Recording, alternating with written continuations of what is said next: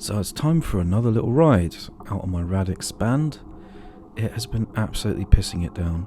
Like, it has almost not stopped raining pretty much since July of last year. We've had, 10 or 11 storms, non-stop rain. It's just been absolutely dire. So you really have to take absolutely every little brief dry spell, break in the rain to get outside, get some fresh air, in my case jump on the bike and go for a little ride. Today I just need to pop into town and grab a few bits and pieces for this evening from the supermarket. Going a slightly different route to the one I showed you in my previous video. This time I'm just going to be riding up on the towpath on the Rochdale Canal. It's quite nice. I hate this bridge. There we go, it's always good to be through that.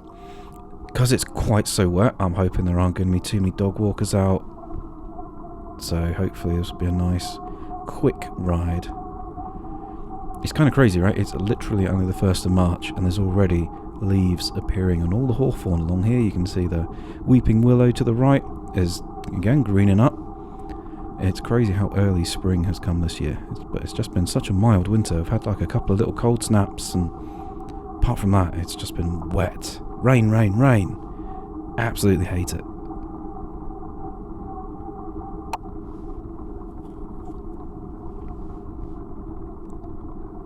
So while we're on the move, I was quite interested actually. I saw this article on The Guardian today talking about the government considering allowing 500 watt e-bikes and throttles in the UK.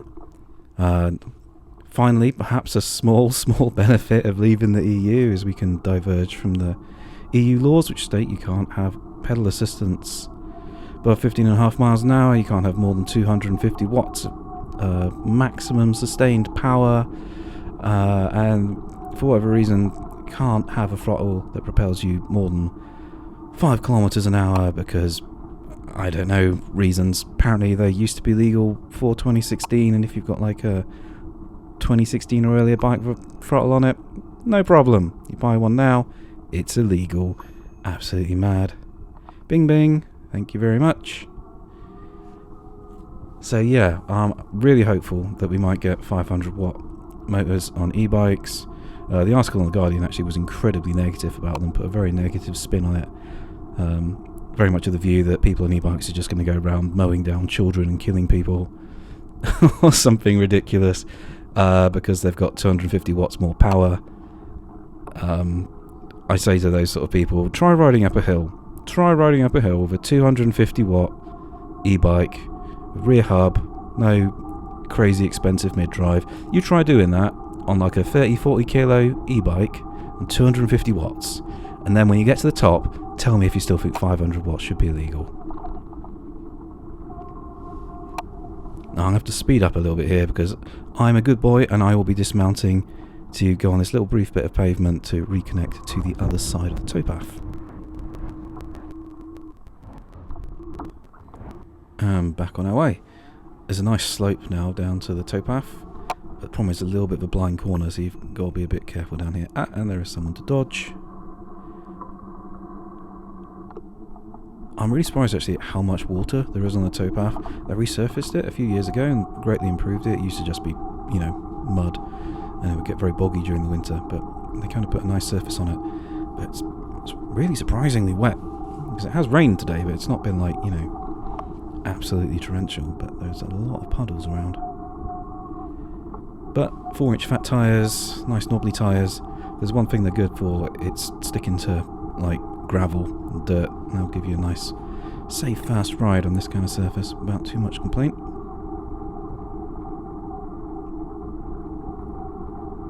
I want to say I don't often cycle down this bit of the towpath just because it's a bit of a faff having to dismount and sort of cross the road back up there. Plus you've got all these little tiny narrow bridges. I have to ring your bell a lot and really hope there's not someone with headphones just, on the other side about to smack into you. Thankfully hasn't happened yet, but it is always kind of the back of my mind.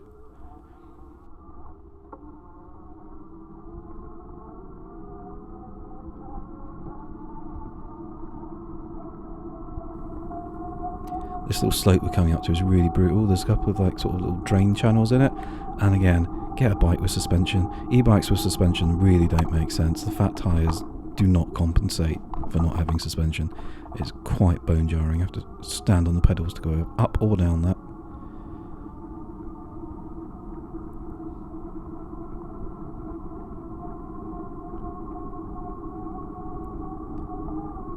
So if you saw my previous video when I was complaining about going up that steep cobbly road full of potholes, that is basically on my left now.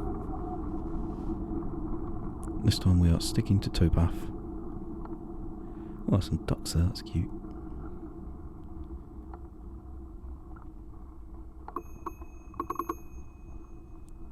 Oh, I always enjoy that view into Hebden. Even if it is a bit blown out on my cheap camera.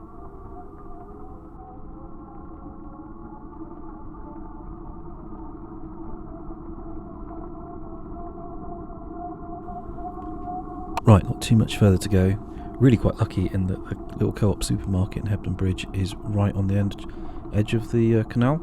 So it's dead easy. You can completely avoid the road if you want to, going up to it. I mean, you have to cross into the road very briefly, just to go into the car park, but apart from that, you can pretty much do it all completely traffic free, which is ace.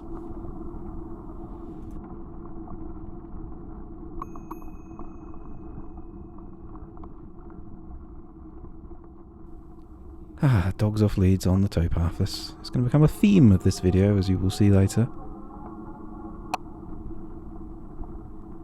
So I have zero problem with people walking their dogs on towpath. It's totally cool, but please, especially if they're a bit skittish around bikes and stuff, keep them on the sodding lead. I don't want to hurt your dog. I don't want your dog to hurt me.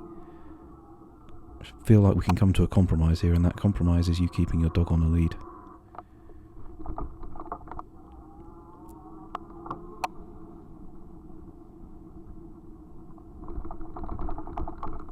I hate cobbles. In fact, this whole little stretch is kind of big slippery flagstones and cobbles. It is a pain, and it's always busy, this little stretch, for whatever reason. The rest of the towpath can be deserted, but there will always be people walking this little tiny stretch between that bridge, which we just come over, and kind of up where the co-op is. Which I suppose sort of makes sense. But I never really see people coming off at the next bridge. They just seem to spawn on this little stretch of path and just walk back and forth. So many puddles.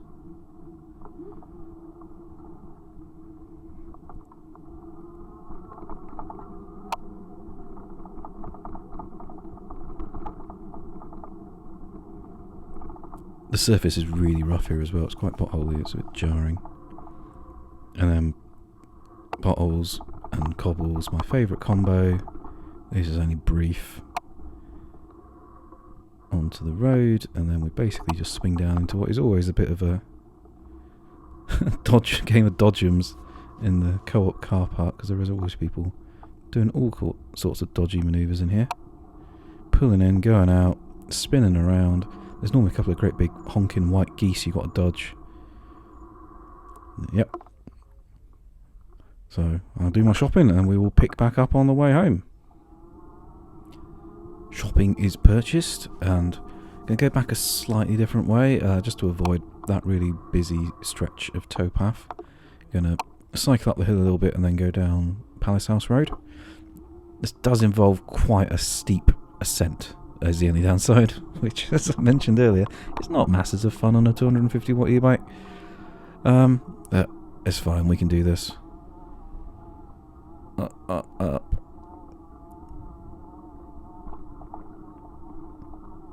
There's a narrow bridge coming up, so there are some traffic lights. Hopefully we won't have to wait too long.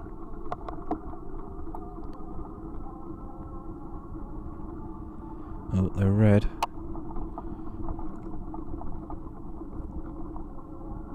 Are we going to get lucky? Thinking about it, yes. Green, baby, come on. Let's wheeze and gasp up here at 5 miles an hour.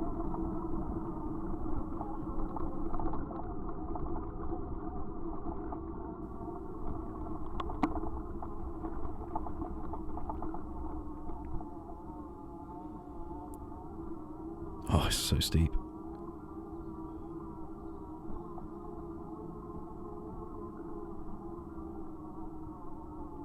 I think the thing is about hills on videos is they never look as steep as they are in reality, but that's easily somewhere between like 15 and 20% grade. It's pretty tiring.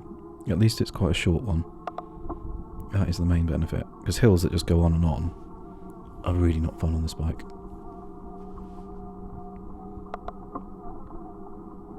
But once you're at the top, it's nice and smooth, and then you get a gradual downhill. Quite a nice view out actually over the valley in a little bit, and then it becomes quite a steep downhill with a having to do quite a sharp corner at the bottom, so I have to slow down quite a bit then, but it's nice while it lasts.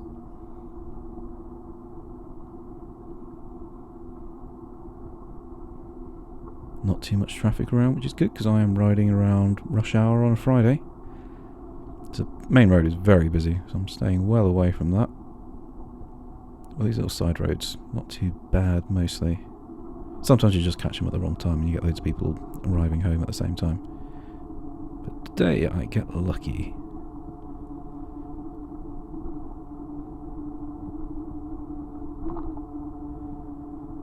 You can see the road just kind of drops away.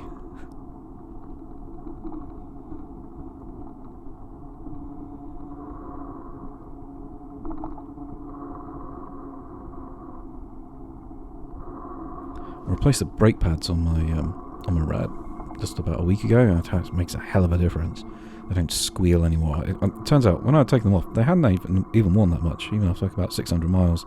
They barely had worn any of the material away, but they were totally glazed, which I think is why they squealed so bad, and the stopping power had become iffy. So it was high time to replace them, and I felt like an idiot, because it wasn't really till after I ordered some new ones that I realised that, okay, this whole glazing problem is a thing with like organic brake pads, which is, I didn't know, this is the first bike I've ever had which has had disc brakes on it, and I'm used to little rubber caliper things that squeeze the wheel, there's not that much to go wrong there. But yeah, so apparently I want like a sintered semi-metallic jobby next time. Live and learn. And hey, if you haven't replaced the brake pads on your rad, then that's what you want. Get some nice sintered semi-metallic boys. It probably wear on your rotors a bit harder, but if you need to get more stopping power, and your brakes are probably going to squeal after a bit anyway if they're anything like mine, because you're going to get contaminants invariably get on the brake pads when you're riding in these sort of conditions where everything's like wet and muddy and things are flying everywhere. Under the side of my bike, it's going to be horrendous after this ride. Squeak up past these people.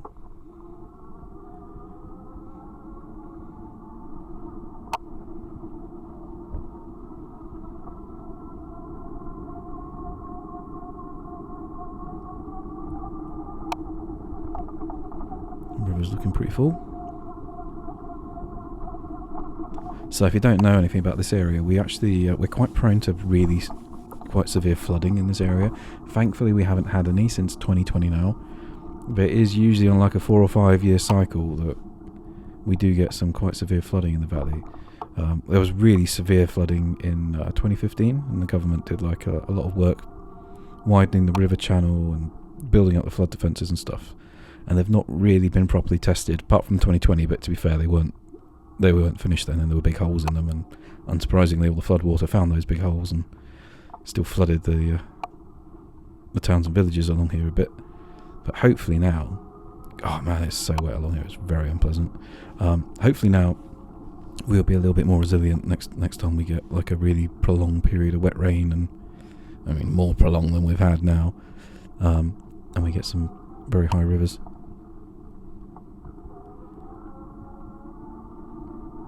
Normally like to absolutely zip along here, but it's just so wet I kind of don't want to take any chances, as it is just wet and muddy in places, and I don't want to risk the bike just sliding out under me, because that's happened before. It's not fun. Don't recommend it. Albeit not on this particular patch of road.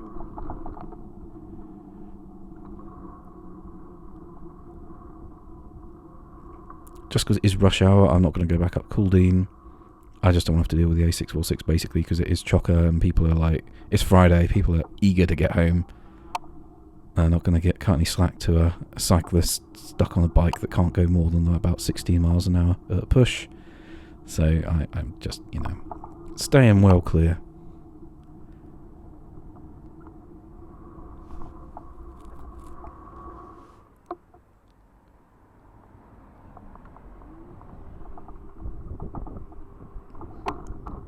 Quick dash across the road and back onto the lovely towpath. Now normally, I think I probably would have said, this is it for this video, thanks for watching, but there's something I want you guys to see that's going to happen a little bit later on. And I kind of alluded to dog owners and their responsibilities in mixed-use spaces earlier, and we're going to see why that's an important thing. Just a little bit.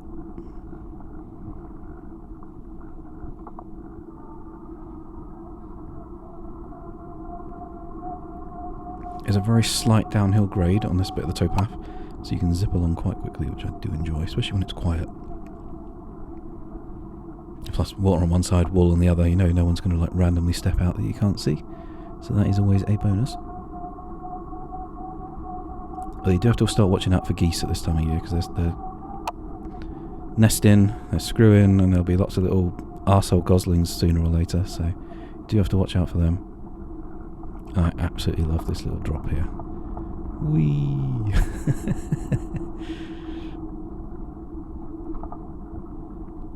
Whenever I look at like my stats on my little Garmin, it's always like, you did 20 miles an hour there. I was like, yep, it felt like it. A very, very short little stint of 20 miles an hour before you grind to a halt to go under this flooded bridge.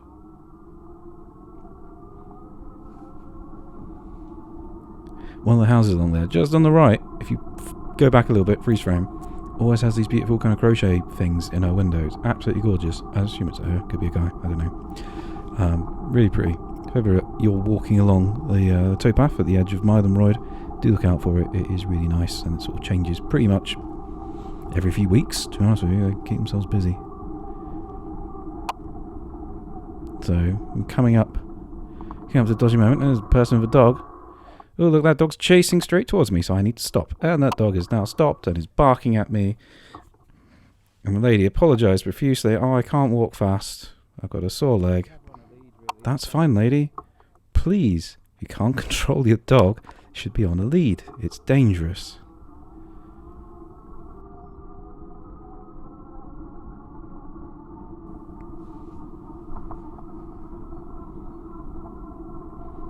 You know, I don't want to hurt your dog. I don't want to get hurt by your dog. I don't want to scare your dog. Keep it on a lead in a mixed-use place. Just keep, if it's going to run out, it's got muddy paws. It's probably going to jump up on some kid and scare him. Just keep it on a lead.